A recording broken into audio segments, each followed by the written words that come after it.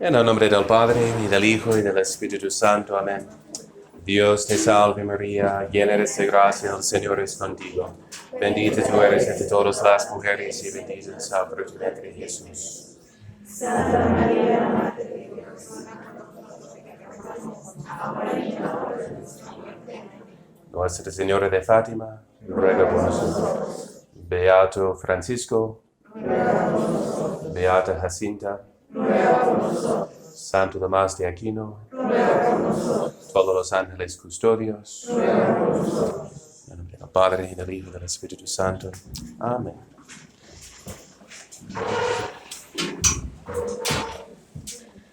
Muy bien, pues bienvenidos a la primera plática, meditación sobre el mensaje de Nuestra Señora de Fátima. Esta noche vamos a meditar un poquito al contexto histórico, además las primeras 3 apariciones de los ángeles, pues del ángel de la paz, como se identifica, y también como el ángel de Portugal.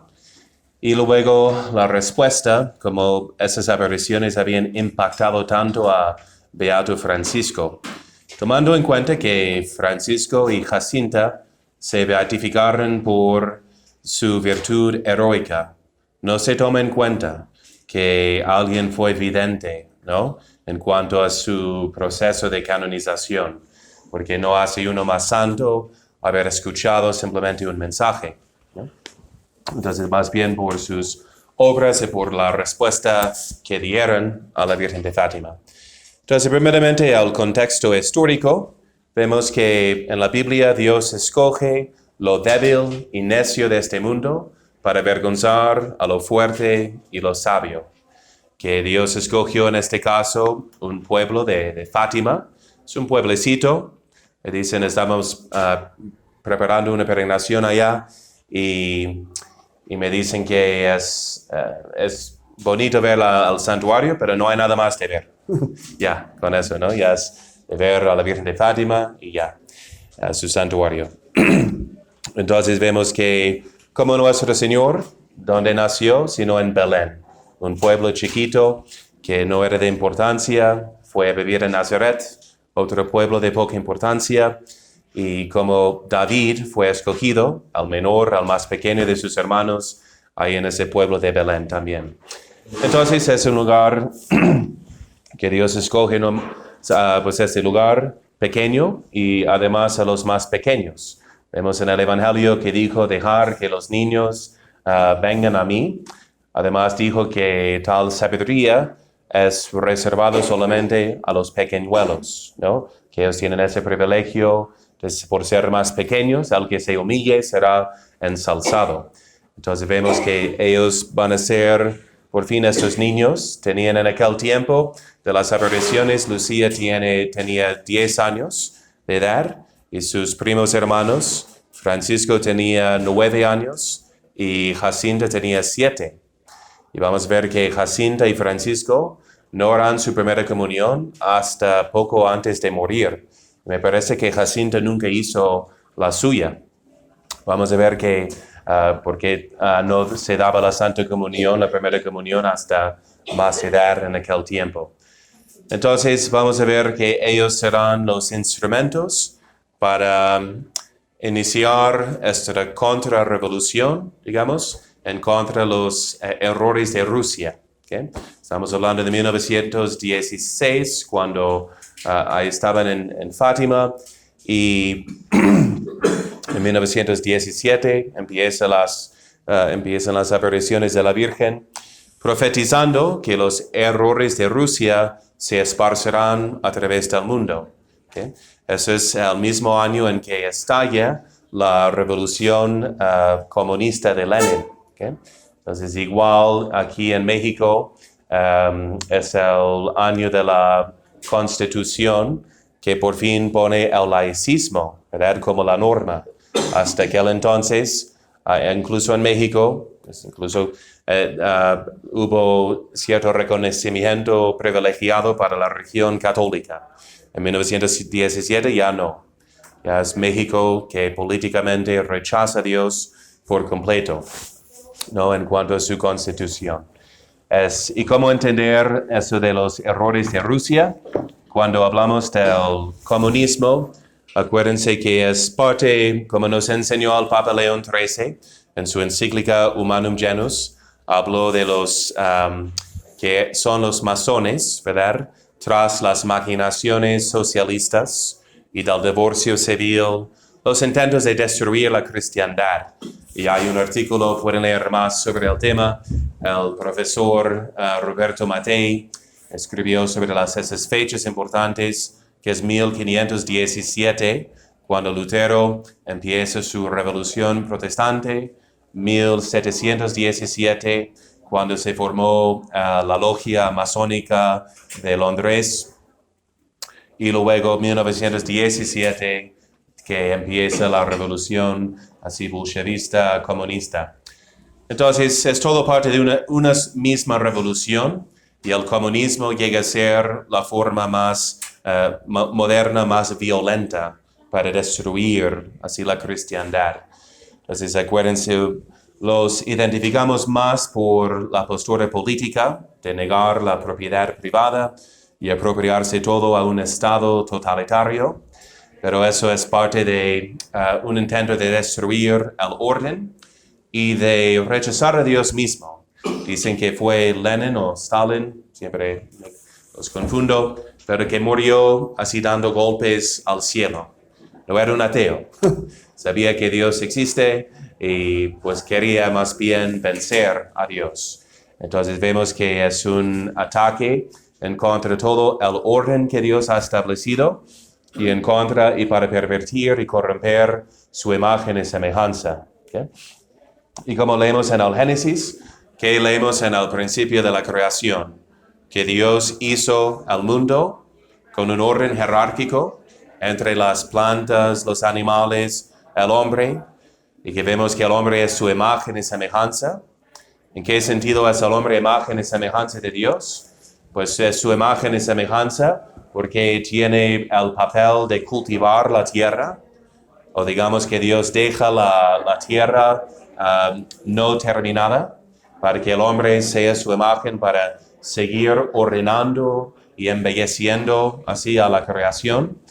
Vemos que es imagen de Dios por tener un espíritu, por estar por encima de los animales y de las plantas. Y vemos también que es imagen de Dios por el matrimonio, ¿no? Que a través del matrimonio es capaz de procrear y multiplicarse, y por eso refleja a Dios infinitamente fecundo, que creó al hombre, que el hombre sigue procreando al hombre con la ayuda de Dios. ¿Okay? Entonces vemos que lo que identificamos como la política comunista de destruir lo que es la propiedad privada del hombre, va en contra de la imagen de Dios, quien es capaz de cultivar la tierra.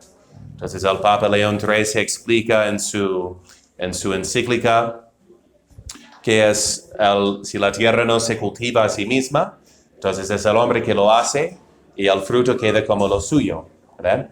Entonces niega lo que es consecuencia del uso de su razón, de poder así cultivar la tierra y tener su propia propiedad, la cual puede transmitir a su herencia y así formar una familia. Entonces, sin la propiedad privada, el hombre se queda destituido. Hay más asientos aquí también, ¿no? Destituido de sus derechos como imagen de Dios, como cabeza de familia también, ¿no? Entonces, es para subrayar que la revolución que estamos viviendo ahora, por ejemplo, que más nos asusta ver el homosexualismo, la ideología de género, es parte de esta misma revolución. Lo que odia el comunista, el enemigo de Dios, odia el orden que Dios ha establecido. Porque todo el orden en la creación jerárquico nos dirige hacia Dios. ¿Okay? Entonces, el grito de Satanás de non serviam, no serviré, ¿verdad? Entonces es un rechazo de toda autoridad por encima de la criatura.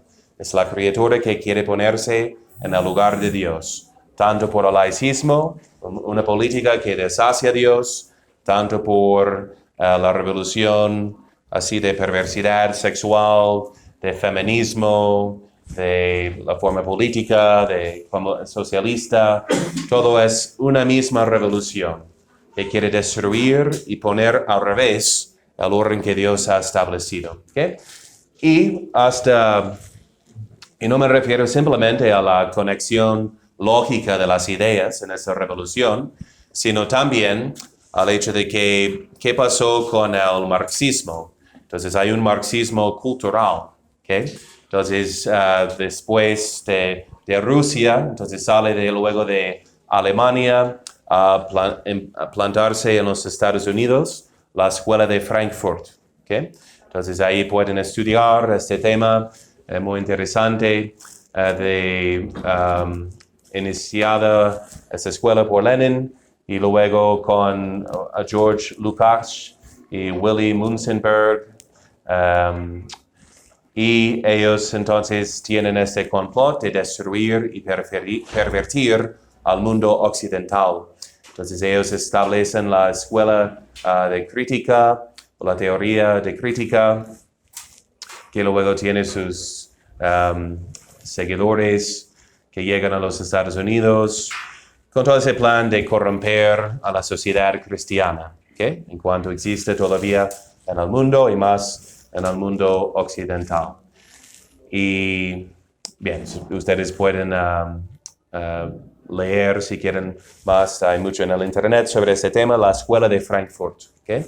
Entonces sobre el marxismo cultural, al cual debemos toda esa ideología de género, de homosexualismo, todo su complot, como dicen, infiltrar y corromper así progresivamente al lenguaje, a los hábitos sociales y también con falsas mayorías, infiltrando y tomando posesión de instituciones, los medios de comunicación, educación y sobre todo la Iglesia Católica. ¿Okay? Infiltrar todos los aspectos de la sociedad, cambiando sus hábitos, sus tendencias, para que un día se despierte a encontrarse marxista sin haber estado en una guerra explícita. ¿Okay? Entonces es la persecución moral, es la corrupción de tendencias, de cambio, porque cada quien juzga según su disposición. ¿Okay? Entonces, si podemos cambiar la disposición y las tendencias de la gente, podemos así cambiar sus ideas. ¿Okay? Como hemos platicado muchas veces en pláticas sobre esta cuestión de cómo nos vestimos, por ejemplo, entonces viendo al estilo en que según que la mujer se viste, como también un instrumento revolucionario. Si podemos corromper a la mujer, así podemos corromper a los hombres y a toda la sociedad cristiana. ¿Bien?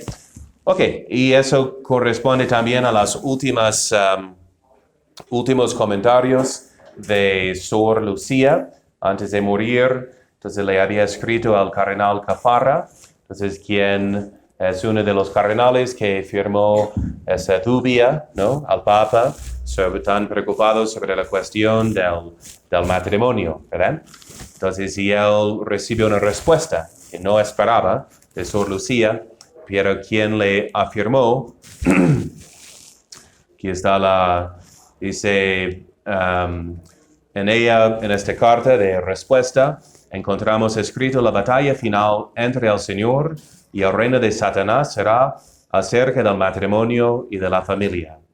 No temen, añadió Sor Lucía, porque cualquiera que actúe a favor de la santidad del matrimonio y de la familia siempre será combatido y enfrentado en todas las formas, porque este es el punto decisivo. Después concluyó, sin embargo, que Nuestra Señora ya ha aplastado su cabeza. ¿Okay?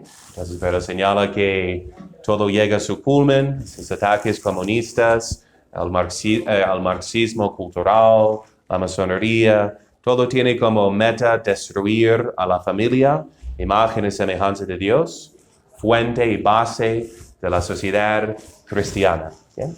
Entonces eso es y dijo que habiendo hablado con Juan Pablo II también, el mismo cardenal Caparro, que este era el nudo porque se tocaba la columna que sostiene la creación, la verdad sobre la relación entre el hombre y la mujer y entre las generaciones. Si se toca la columna central, cae todo el edificio, y esto ahora lo vemos porque estamos en este momento y lo sabemos. ¿Okay? Entonces, pero vamos a meditar entonces, como la Virgen de Fátima, que va a aplastar la cabeza de la serpiente infernal, escoge los débiles. Ustedes saben de las meditaciones de San Luis Grignon de Montfort, que habla de que el cuerpo místico de Cristo y de María, ¿verdad? Ya que son inseparables y sería más fácil separar la luz del sol que Jesús de María, quien es siempre el fruto de su vientre, que en esos tiempos finales, que ella va a aplastar la cabeza de la serpiente con su calcañar, ¿okay? Con la parte más humilde de este cuerpo místico. Y serán así los humildes llamados a participar y llevar a cabo esta victoria.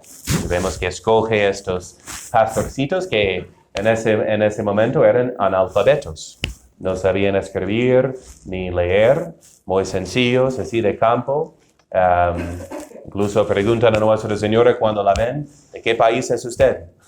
¿No? Entonces, no son sencillos, digamos, en su entendimiento, pero vemos cómo Dios los escoge y los hace santos. Vamos a ver hoy las virtudes de Beato Francisco. ¿Okay? Eso va a ser nuestro enfoque.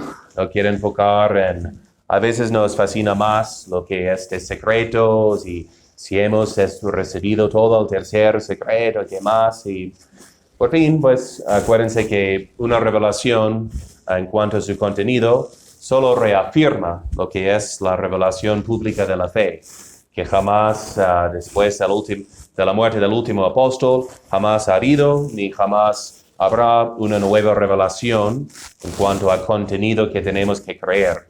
Y como habían comentado los que han leído el tercer secreto antes de su publicación, que hacen unos pensar que tal vez hay más, además de esta visión, tal vez hay una explicación de la Virgen que no se ha revelado, solo pues Dios sabe, yo no sé, pero esos comentarios de que es básicamente como el Apocalipsis, pues tenemos el Apocalipsis. Entonces, ¿verdad? Y vamos a ver que... Y lo importante de esos ejercicios será de enfocarnos en nuestra parte, ¿no? ¿Verdad? No somos responsables, ustedes y yo, de estos asuntos, o de si van a hacer una consagración a nivel mundial, de lo que toca a nosotros, va a ser nuestro enfoque, ¿no? En esta plática, ¿eh? Porque cada quien será juzgado según su correspondencia, ¿bien? Entonces, yendo a la primera aparición. Esa es la primavera de 1916. Entonces, Lucía, Francisco y Jacinta tuvieron su primer encuentro con un mensajero celestial. Ahí estaban, mencioné que eran sencillos y vamos a ver que no nacieron santos tampoco, ¿verdad? Entonces, eran como niños normales en muchos aspectos. Rezaban el rosario, pero de la forma más rápida, ¿eh? Porque decían, pues dice aquí, se dice una Ave María, y la gente responde con Santa María. Entonces, Ave María, Santa María, Ave María, Santa María.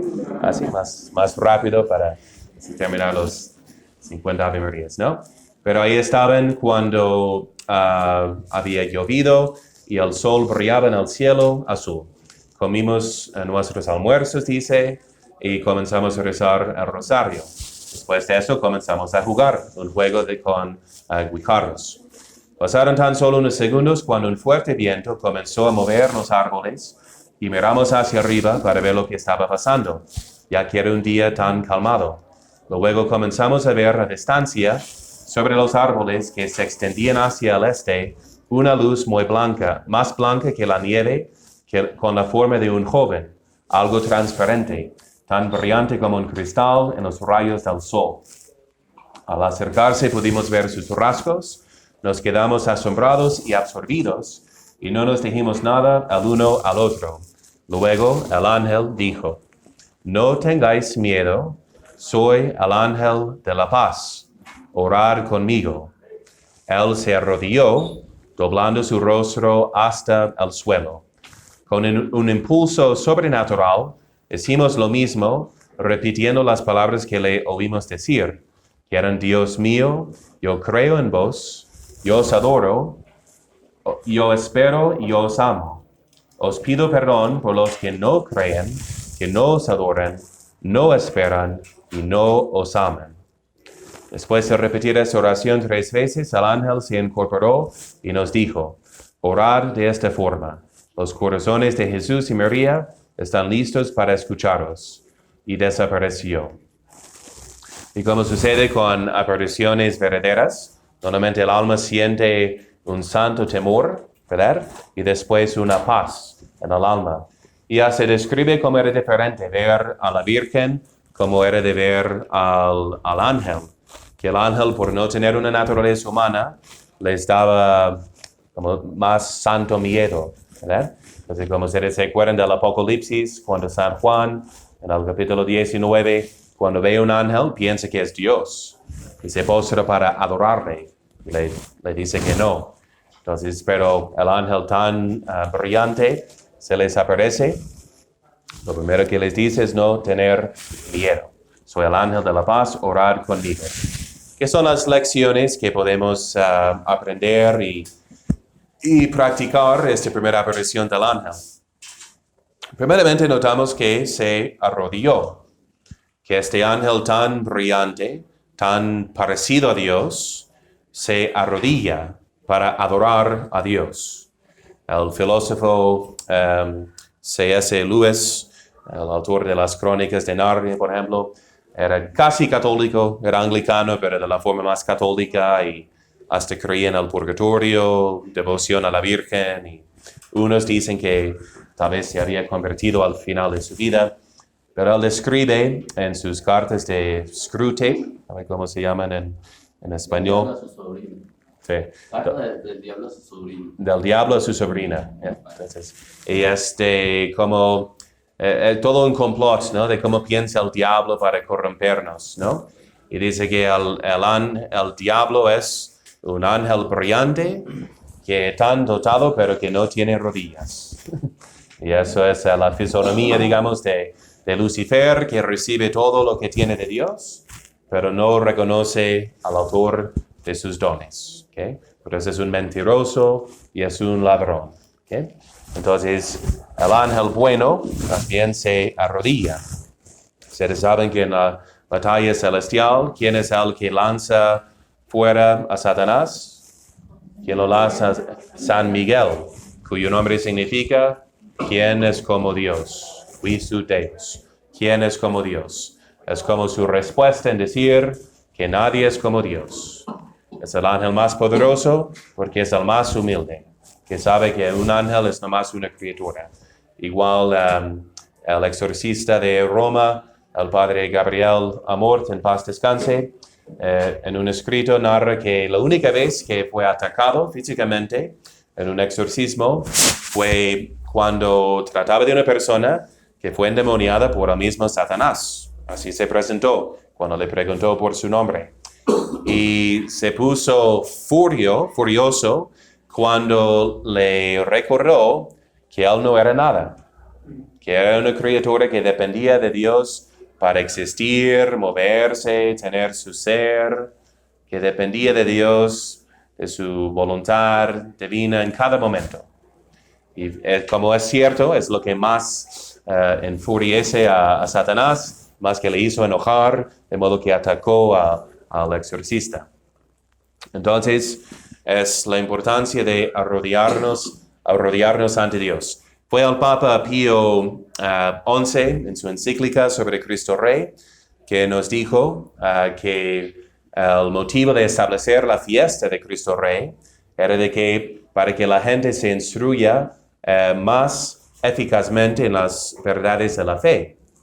Porque nota que se instruye más la gente en las verdades de la fe por la celebración litúrgicas de los sagrados misterios cada año, más que por cualquier pronunciamiento dogmático, tan solemne que sea. ¿Okay? Entonces, que es por nuestros sentidos y nuestras acciones que aprendemos más de las cosas de nuestra fe. Por eso decimos en el prefacio de Navidad que a través de las cosas visibles, Dios ha hecho carne, que seamos enamorados de las cosas invisibles. ¿Okay? Entonces el ángel nos enseña a arrodillarnos ante Dios. ¿Okay? Doblando su rostro hasta el suelo. ¿Okay? Entonces, y cuando hablamos de toda la revolución masónica, comunista, anticatólica, ¿en qué consiste? Sino en el naturalismo. ¿Okay? Lo vamos a contemplar en este tiempo de la pasión, de cuando una gran mayoría de su pueblo judío lo rechazan. ¿Qué es lo que van a decir? Sino no tenemos otro rey sino César, ¿no? Y ahí empieza en ese sentido esa revolución anticristiana, ¿no? De que no tenemos otro rey aquí sino al César, al que sea el más poderoso en este mundo. ¿Okay? El ángel nos recuerda que debemos así doblar la rodilla, poniendo el rostro hasta el suelo. Y repitiendo las palabras que le oímos decir: Dios mío, yo creo en vos, os adoro, espero y os amo. ¿Okay? Y os pido perdón por los que no creen, no os adoran, no esperan y no os aman. ¿Okay? Entonces, en este mensaje, ¿en qué se enfoca? Este mensaje se enfoca en las virtudes teologales, que es la esencia de la revolución anticristiana, como nos dice el Papa León XIII en su encíclica Humanum Genus, el naturalismo. Naturalismo, ¿ok? Entonces, ¿qué es nuestra contrarrevolución? Sino el sobrenaturalismo, ¿ok? Entonces, la fe, la esperanza y la caridad. Todas nuestras prácticas de piedad, de mortificaciones, son a fin de crecer en la fe, la esperanza y la caridad. ¿Okay? Entonces, hacemos mortificaciones y penitencias en edición de la reparación que logran, pero que logran cuando sean inspirados por la caridad hacia Dios, para tener un amor más puro, una fe más pura, una esperanza más pura. ¿Okay? Entonces, ¿qué es la fe? Entonces, por eso les recomiendo, si cada día pues recen estos actos de fe, de esperanza y de caridad. ¿Okay? San Alfonso dice que debemos todos tenerlos de memoria. Su pecado mortal, dice, ¿no? O a lo menos saber, que varía en cada idioma, entonces saber a lo menos la esencia del acto de fe, de esperanza y de caridad. ¿Qué es la esencia del acto de fe? De que creemos en todo lo que Dios nos ha revelado y que nos propone su santa iglesia, como revelado por Dios. ¿Okay? Esa es la estructura de nuestra fe. Por eso creer en una sola herejía arruina la fe. Porque ya la regla de la fe no es Dios revelante, ¿verdad? Sino pues nuestra opinión. ¿Okay? Ahí vemos que la herejía, y la herejía de herejías de nuestros tiempos es el modernismo, que aunque asiente a ciertas proposiciones de la fe, las va cambiando de sentido. ¿Okay? Entonces es el hombre que se pone en el lugar de Dios, quien reemplaza a Dios, la verdad suprema, con su propia conciencia. ¿Okay? Y entonces eso es, y vimos en Portugal en ese tiempo fue muy dominado por los poderes también masónicos y liberales, y que han sido sus ataques desde la Revolución Francesa al racionalismo. ¿Okay? La Revolución Francesa tumban a la Virgen Santísima en Notre Dame y la reemplazan con una mujer de mala vida que coronan como la diosa de la razón. ¿Okay? La ponen a ella en vez de la Virgen sobre el altar. En vez de la fe será la razón, pero la razón sin ser iluminada de la fe. Y la razón irrazonable puede estar en contra de la fe, ya que Dios es la verdad suprema, autor tanto de la fe y los misterios como de las verdades de la razón. ¿Okay? Entonces, eso es el gran ataque contra la fe en nuestros tiempos, y el ángel nos pide que renovemos nuestra fe.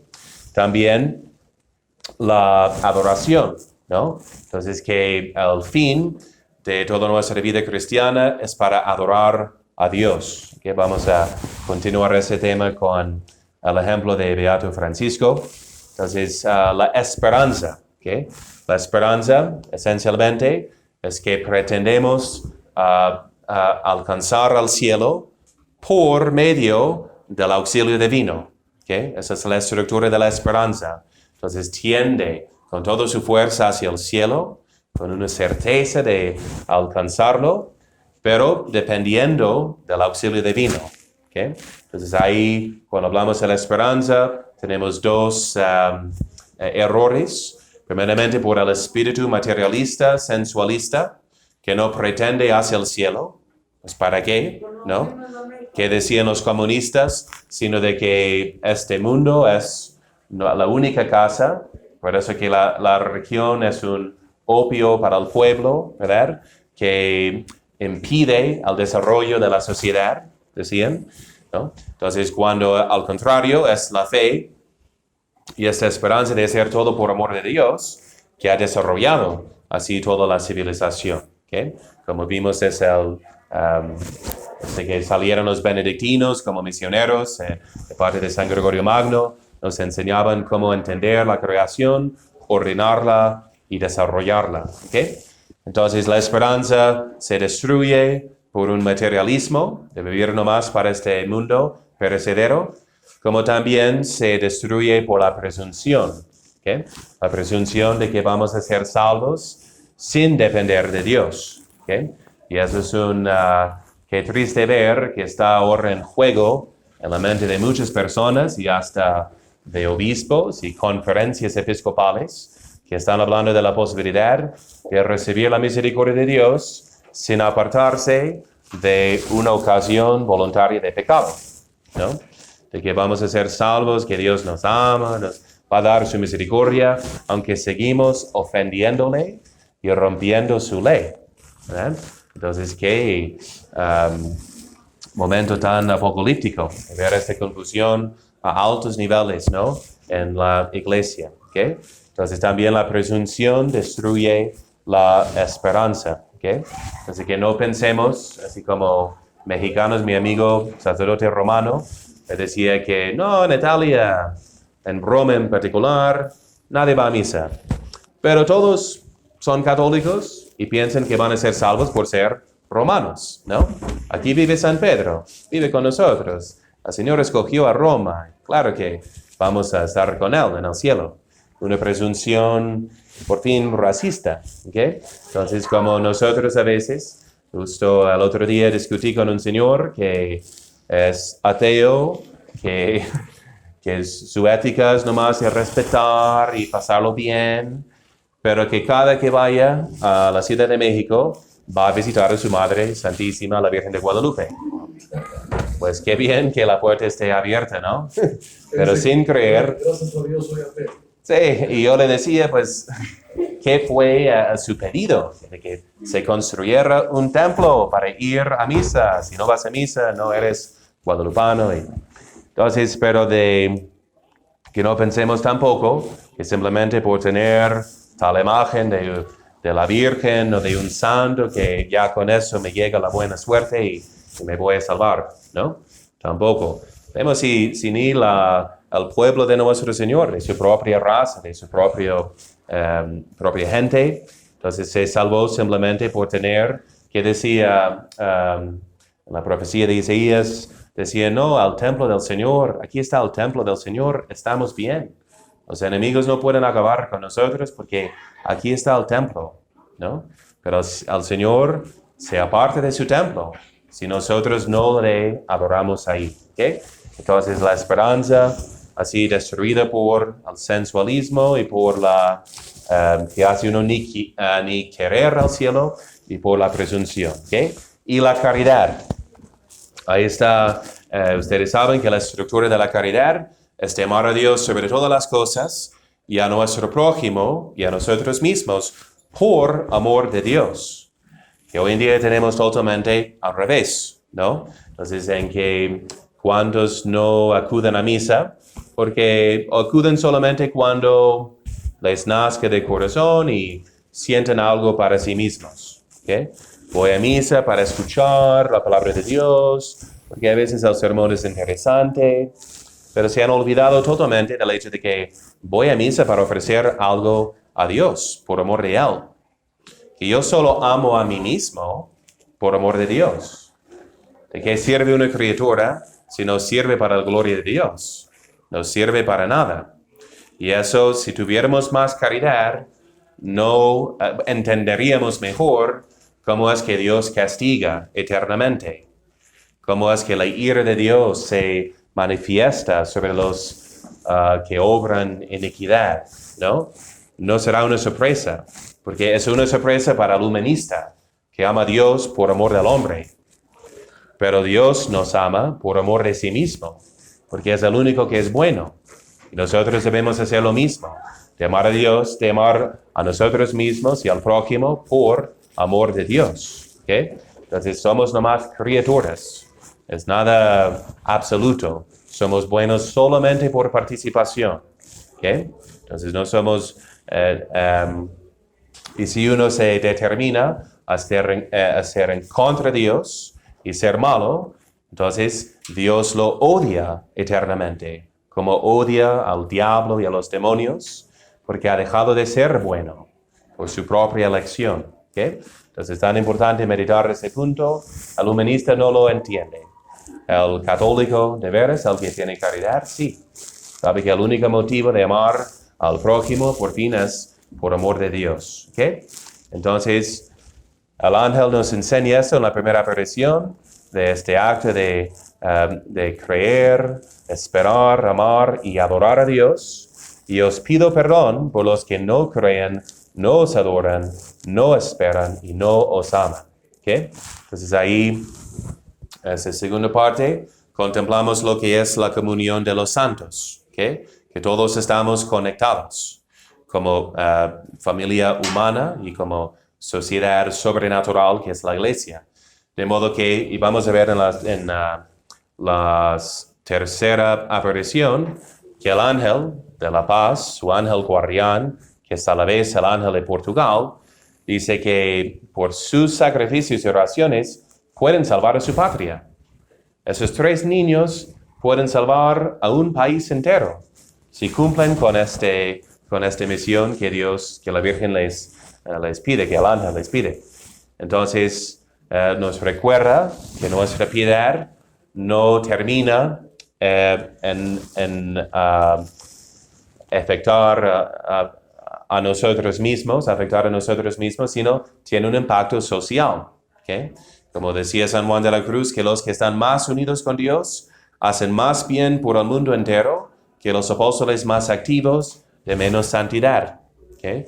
Este mensaje de la Virgen de Fátima será por la comunión reparadora, por el rezo del rosario de familia, podemos cambiar al mundo, ¿okay? Al mundo entero.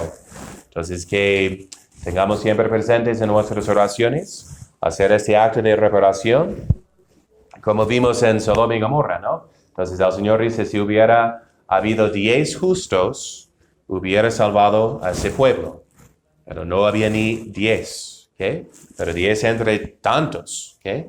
Entonces el Señor pide nomás un pequeño porcentaje, ya que el bien es infinitamente más valioso que el mal, ¿okay? Siendo la ausencia del bien. Entonces el Señor, el ángel nos recuerda de que siempre tengamos presente este motivo de reparación, ¿okay? Sabiendo que en la comunión de los santos podemos pagar la cuenta por los demás. ¿Okay? Bien, la segunda aparición que Lucía describe como el ángel se les apareció una vez más regañándoles por su falta de seriedad espiritual. ¿Okay? Que igual, pasaron por un proceso. Los pastorcitos en santificarse no hicieron tanto caso al primer mensaje y les regañan porque no lo tomaron tan en serio. Y les dice, ¿qué estáis haciendo? Tenéis que rezar. Los corazones de Jesús y María tienen designios misericordiosos para vosotros. Debéis ofrecer vuestras oraciones y sacrificios a Dios el Altísimo. ¿Pero cómo nos debemos sacrificar?, pregunté.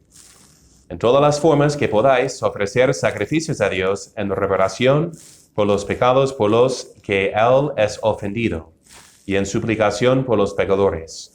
De esta forma vosotros traeréis la paz a este país, ya que yo soy su ángel guardián, el ángel de Portugal. Además, aceptar y soportar con paciencia los sufrimientos que Dios os enviará. ¿Okay? Entonces, ese es el segundo mensaje, la segunda advertición. ¿Qué son las lecciones para nosotros? Primeramente, les regaña. ¿Qué estáis haciendo? ¿No? Nuestra vida, nuestro tiempo es prestado. ¿Qué estamos haciendo? Cada día hay un día menos. ¿Qué estamos haciendo? ¿A dónde vas? ¿No? ¿A dónde vamos? Tenemos un solo fin. Es claro que tenemos que descansar para reponer las fuerzas, para animarnos, pero es a fin de qué?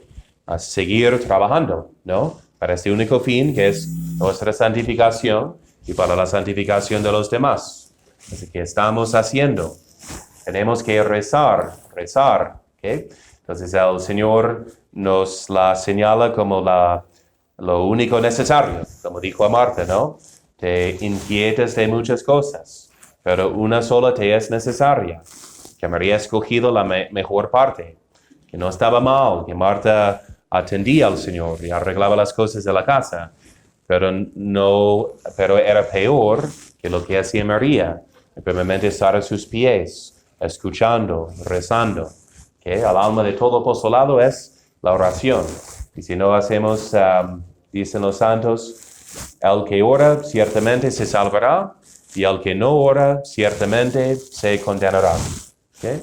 ¿Y a qué se refieren? Decir nomás unas oraciones verbales. Si no tenemos el uso de la razón todavía, está bien. ¿Okay? Entonces ya, después de la primera comunión, debe de ser una oración personal. La oración mental, la meditación, ¿no? El Señor regaña a los que nomás repiten palabras sin pensar en lo que dicen. ¿Okay? Entonces, de pasar, y una santa dijo que si uno pasa 30 minutos de meditación cada día, su salvación está segura. Porque o va a dejar a meditar para seguir pecando, o dejar de pecar para seguir meditando. Pero es en esta lectura cada día, la meditación, que nos ponemos cara a cara con Dios. ¿Verdad?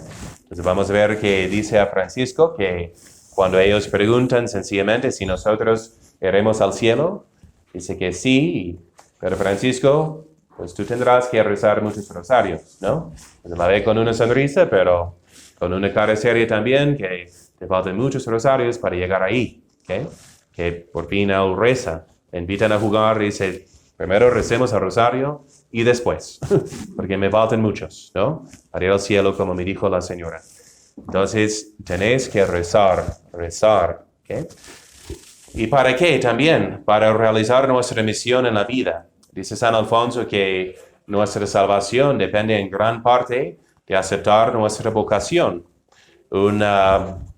San Juan Bosco pensaba que tenía ese don profético, que una tercera parte de la humanidad tenía la vocación religiosa, que es el camino más seguro, que todos debemos de preferir, a lo menos, ya que son los medios más seguros para ir al cielo, ¿no? Entonces, y en Quito, Ecuador, que visito cada año, en un tiempo, cuando eran nomás 10,000 habitantes, 3,000 eran religiosos, ¿no? Se ven conventos enormes de franciscanos, dominicos, de todos, ¿no? Entonces, pero nótense aquí, que dice, Jesús y María tienen designios misericordiosos para vosotros. Y esa es una lección muy importante de que las gracias futuras, incluso de nuestra salvación, dependen en parte de cómo recibamos las gracias actuales. ¿Okay? Tal vez hay algo de esta plática, de este mensaje de la Virgen, que les va a tocar profundamente y hacerles pensar y hasta cambiar de vida. Si hubieras decidido, pues no voy a la plática, ¿no?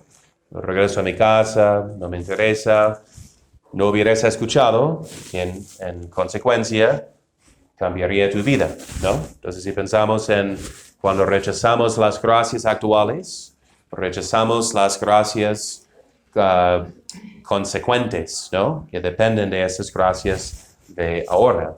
Por eso el ángel les habla con insistencia, urgencia, rezar ahora, porque el Señor tiene planes para ustedes. No cada vidente llegó a ser santo, ¿okay? Como saben de las apariciones de la Virgen, no de cada aparición llegaron a ser santos, ¿okay? Pueden por fin no poner en práctica el mensaje. Entonces les urge que escuchen este mensaje y que recen para estar atentos a recibir estas gracias. Debéis ofrecer vuestras oraciones y sacrificios a Dios, el Altísimo. ¿Okay? Entonces usa este título del Altísimo para dirigir la mirada hacia el cielo. ¿Okay? Entonces cuando los niños pues, están más mundanos, piensan más en jugar, eso requiere que a Dios Altísimo. Hay que pensar más en el cielo que en la tierra. ¿Okay? ¿Y qué más? El valor de los sacrificios, como les mencionaba, que los sacrificios que ellos ofrecen, y vamos a ver que se ofrecen como víctimas, que están dispuestos a morir, los ponen en la cárcel, ¿no? Ya ven que era un gobierno ya masónico, y vamos a ver que el que manejaba el periódico, entonces el siglo, digamos, el mundo, entonces que él era ateo y atestiguó así el milagro del sol. Él estaba presente, aunque se había burlado de lo que decían los niños de Fátima en su periódico oficial de la ciudad, que cuando ya sucede, él está presente y atestigua que lo vio. Que no sabe cómo explicarlo, pero vio que el sol bailó, etc. ¿Okay? Y como igual 70,000 personas lo vieron. Entonces, pero aquí dice el valor de los sacrificios, que ellos son capaces de salvar a la patria, que su ángel guardián es a la vez el ángel de la nación. Y ustedes saben que es lo que celebramos el 1 de octubre, entonces por privilegio hispano, entonces tenemos el privilegio de tener una fiesta litúrgica en honor del ángel custodio de la nación. ¿Okay? Y en la catedral, en la capital de F, ahí vemos un cuadro también en honor del ángel custodio de la nación mexicana. ¿Okay? Entonces que recemos a él para que interceda por la patria. Y vemos que pueden hacer una diferencia. 3 pastorcitos pueden salvar a la patria por sus sacrificios.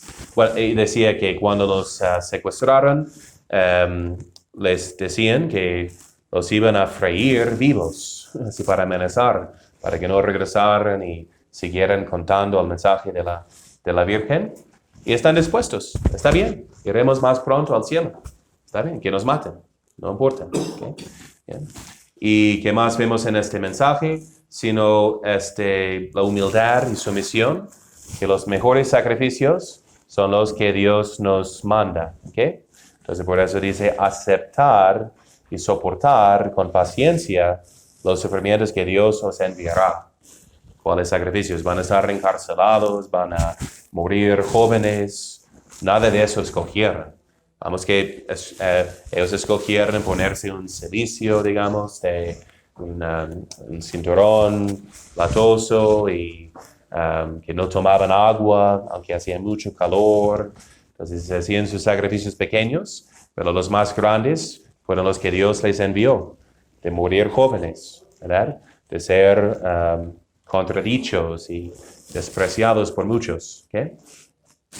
Hasta dudaban, decían que Lucía temía regresar al pueblo porque hasta el cura había comentado que tal vez eran instrumentos del diablo, inventando así mensajes del más allá, ¿no? Entonces, con tanta contradicción, siguieron fieles. ¿Okay? Y luego en la tercera aparición, después de haber repetido, el ángel aparece de nuevo, repite la misma oración: Dios mío, yo creo, adoro. Y después de haber repetido esa oración, no sé cuántas veces vimos a una luz extraña brillar sobre nosotros. Levantamos nuestras cabezas para ver qué pasaba. El ángel tenía en su mano izquierda un cáliz, y sobre él, en el aire, estaba una hostia, de donde caían gotas de sangre en el cáliz. El ángel dejó el cáliz en el aire, se arrodilló cerca de nosotros, y nos pidió que repitiésemos 3 veces: Santísima Trinidad, Padre, Hijo y Espíritu Santo, os adoro profundamente, y os ofrezco el precioso cuerpo, la sangre, el alma y la divinidad de Jesucristo, presente en todos los tabernáculos sagrarios del mundo, en la reparación de las ingratitudes, sacrilegios e indiferencia, por medio de las cuales Él es ofendido, y por los méritos infinitos de su Sagrado Corazón, y por el del Inmaculado Corazón de María, os pido humildemente por la conversión de los pobres pecadores. Después se levantó, tomó en sus manos el cáliz y la hostia. La hostia me la dio, Sor Lucía relata todo eso, que había hecho su primera comunión, y el contenido del cáliz se lo dio a Jacinta y a Francisco, diciendo al mismo tiempo: tomad y bebed el cuerpo y la sangre de Jesucristo, terriblemente agraviado por la ingratitud de los hombres. Ofreced reparación por ellos y consolad a Dios. ¿Okay? Una vez más, Él se inclinó al suelo, repitiendo con nosotros la misma oración 3 veces, o Santísima Trinidad, etc., y desapareció. ¿Okay? Entonces, la tercera aparición, milagro contundente, que ellos recibieron su primera comunión, digamos, de las manos de un ángel, así a través de la preciosísima sangre. ¿Okay? Entonces, ¿qué son las lecciones de este mensaje? Primeramente, vemos aquí que el mensaje de Fátima es una continuación de las revelaciones del Sagrado Corazón, ¿no? Que había dicho: he aquí el corazón que tanto ha amado a los hombres, pero que solo ha recibido de la mayor parte ingratitud e indiferencia, que pidió sino la comunión reparadora, ¿okay? De tantos paralelos. Había pedido del rey, a través de Santa Margarita María Alacoque, entonces la consagración de Francia al Sagrado Corazón. No la hizo y estalló la Revolución Francesa para destruir a Francia. ¿Okay? Entonces, como la Virgen de Fátima pide la consagración de Rusia, será demasiado tarde y va a estallar esta guerra, que hará tanto daño a la humanidad. Luego, ¿qué más? La comunión reparadora. ¿Cuándo? Los 9 primeros viernes del mes, ¿okay? Confesándose y comulgando en desagravio, en reparación, y uno recibirá las gracias necesarias para la salvación. Nuestra Madre lo hace más fácil aún, diciendo que sean 5 sábados primeros. La confesión, la comunión, en desagravio, en reparación, además el rosario, esa oración y meditación, ¿okay? De 15 minutos. Entonces, vemos esos paralelos que debemos comulgar por fin en un espíritu de reparación. ¿Okay? San Padre Pío, el consejo, cuando ustedes vienen por primera vez y dicen: ¿cómo debo de participar en la misa en esta forma tradicional en latín? Y por fin, si no entiendo latín, no se preocupen, porque ni digo el latín de voz alta. Muchas de las palabras son de voz baja. La Iglesia no quiere que ustedes escuchen ni las palabras, sino que oren de corazón, que entren en ese misterio, que se arrodillen ante Dios, que eso es lo más importante, ¿okay? No es una plática en ese momento, ya es el sacrificio que ofrecemos a Dios. Y San Padre Pío, su método era simplemente, que decía la gente, la forma más perfecta para participar en la Santa Misa es ofrecerse como víctima, ¿no? En la Santa Misa. ¿Qué es lo que ocurre? ¿Okay? Entonces, ¿qué quiere decir hostia sino víctima? ¿Okay? ¿Y qué sucede cuando la recibimos? Que primeramente hacemos el signo de cruz sobre la persona, ¿no? Entonces, tenemos que estar crucificados con Cristo. La comunión no es para configurar o conformar Cristo a nosotros, sino es para que Cristo consuma a nosotros y para que nos conforme a Él. Así dice San Tomás, que lo contrario sucede en esta comida, ¿no? No es la comida que se convierte en nosotros, sino nosotros en Cristo. Pero Cristo como víctima, Cristo crucificado, que recibimos en este momento. De modo que la disposición, y cuando damos, recibimos, la disposición en recibir la Santa Comunión es para que seamos nosotros ofrecidos en sacrificio.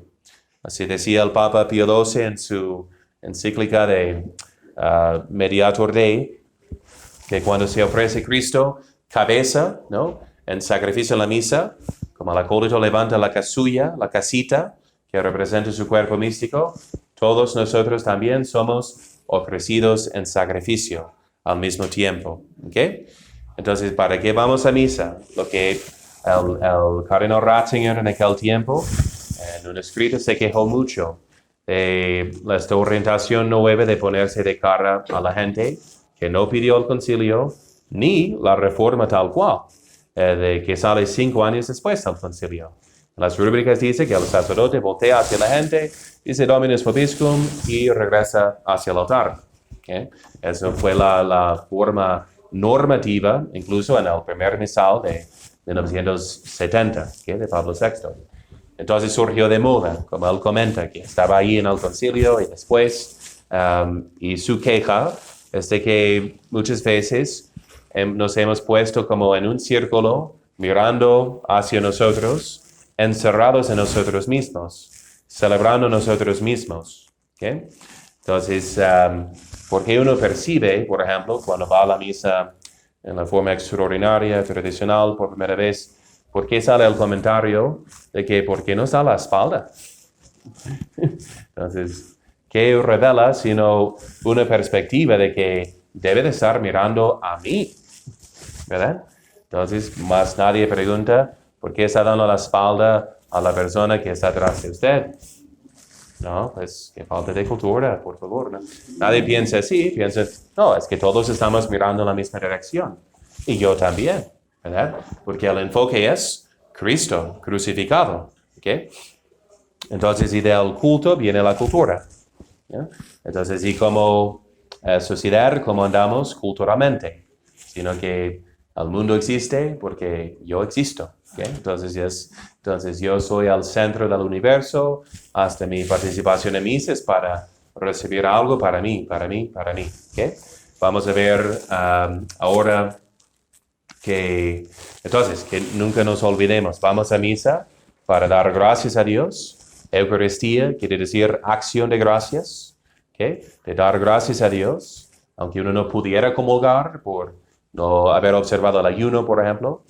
Igual como en reparación de nuestras ofensas. ¿Okay? Y decía San Padre Pío que el mundo podría sobrevivir por más tiempo sin el sol que sin la Santa Misa. ¿Okay? Eso es lo que más nos vamos a ver en esos mensajes, que hay una espada colgada sobre la humanidad, que ya no hay mucho tiempo, que Dios está supremamente enojado con el mundo pecador, y como vemos las referencias bíblicas, estaba al punto de acabar con el mundo, que acabó con el mundo, menos con Noé y sus hijos, ¿no? Entonces por el diluvio, porque la iniquidad de los hombres ha crecido tanto. Y hay unos comentarios que escuché de un sacerdote, de los rabinos, ¿no?, de la tradición de los rabinos, diciendo que los hombres ya se casaban con muchas mujeres, o entre hombres y con animales. Eso fue la corrupción tan perversa y total en tiempos de Noé, por lo cual Dios mandó el diluvio, ¿no? Cuando ya se arruina y corrompe totalmente la imagen de Dios, y la perversidad sexual es como una plaga que contagia a todos, que arruina la conciencia moral, ¿verdad? Entonces que ya no hay, como acabó con Sodoma y Gomorra, así acabó también con la humanidad en tiempos de Noé con ese diluvio. Entonces habla de nuestros tiempos con una espada ya colgada sobre nosotros y gritando penitencia, penitencia, penitencia, ¿no? en el tercer así secreto de ya revelado. Entonces, hablando de nos viene un gran castigo si no correspondemos. ¿Okay? Y brevemente les cuento un poquito sobre la respuesta de Francisco y continuaremos mañana. Pero él subraya especialmente lo que escuchamos en este mensaje, de estos mensajes de los ángeles. Hay un libro que escribió sobre él el padre Alonso, hablando de la percepción mística de Francisco, que el Papa Juan Pablo II, cuando los beatificó, decía para que nosotros contemplemos como Francisco y amemos como Jacinta. Yo no sabía tantos detalles de cuántas gracias místicas y cuán heroicos eran en la virtud, ¿no? Hasta preparar esta plática. Pero dicen que era de carácter dócil y condescendiente, le gustaba pasar el tiempo ayudando al necesitado, tenía un temperamento más fuerte, ¿okay? Pero de gracias que recibió en esos mensajes, dice Lucía, esta gente se queda tan contenta solo porque les decimos que Nuestra Señora mandó rezar rosario y que fuese a la escuela. ¿Qué sería si supiesen lo que ella nos mostró en Dios, en su inmaculado corazón, en esa luz tan grande? Pero ese secreto no se cuenta y es mejor que nadie lo sepa. Y la hermana Lucía explica, lo que más le impresionaba y absorbía era Dios, la Santísima Trinidad, en aquella luz inmensa que nos penetraba en lo más íntimo del alma. ¿Okay? Entonces, por humildad, una vez unos llegaban buscándolos y les preguntaron, no sabían quiénes fueran. Entonces, ¿dónde están los pastorcitos videntes de Fátima? Están en aquel pueblo. Sí, eso es el pueblo de Fátima donde están los 3 pastorcitos. Respondieron que sí, sin decir que eran los pastorcitos, ¿no? Entonces, como no querían presumir a los dones. Y aquí narra cómo él había recibido en esas visiones que una luz divina les penetraba y les llenaba con una sabiduría y conocimiento místico de Dios. De modo que se queda transformado como contemplativo.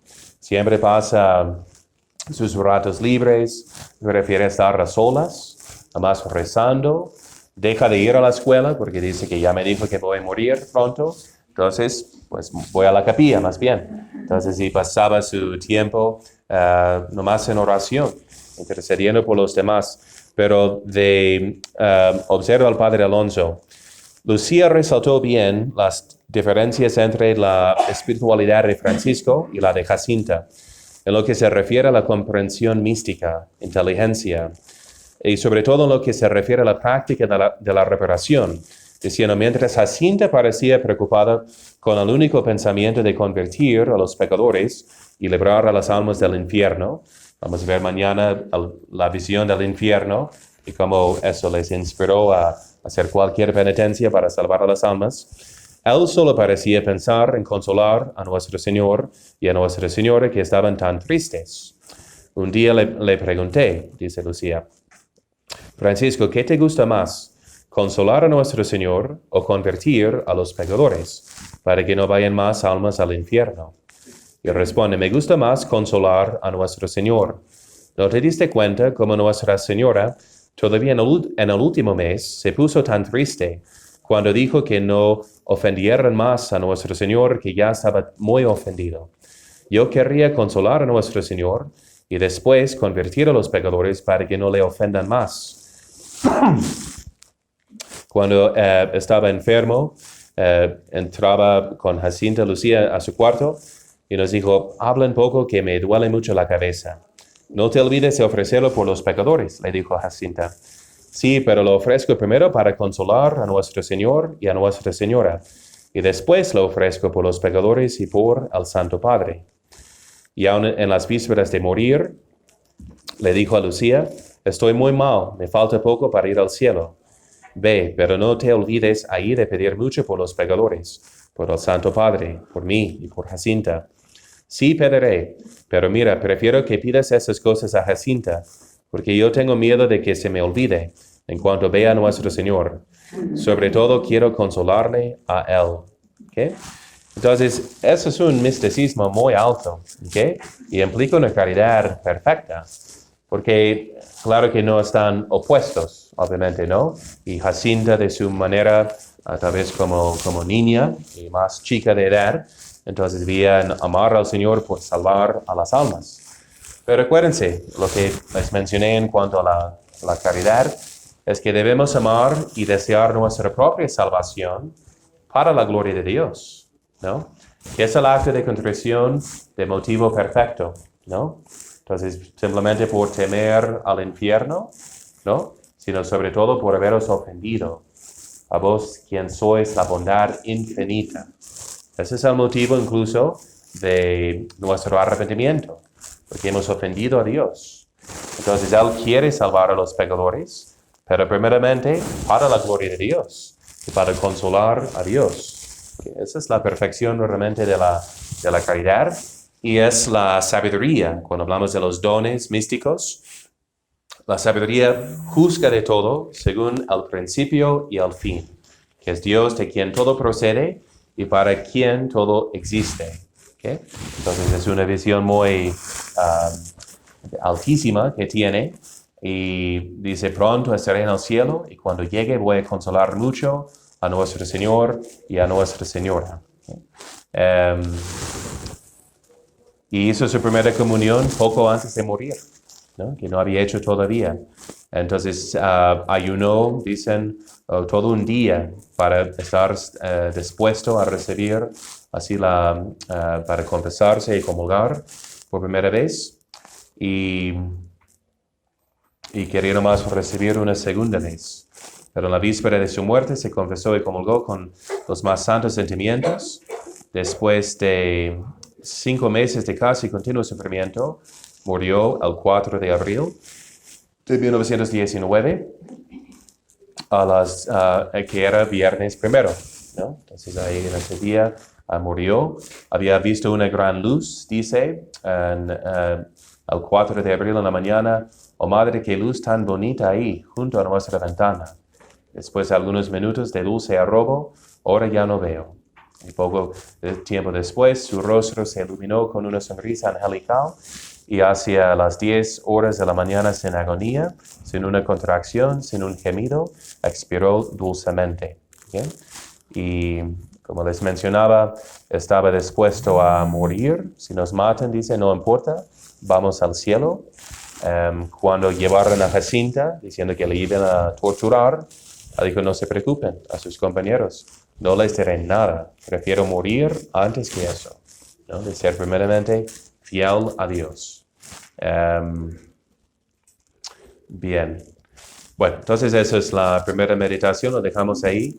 Mañana continuando con más de los mensajes de la Virgen de Fátima y también al ejemplo de Jacinta, que tanto se ofrecía en reparación de los pecados, ¿no?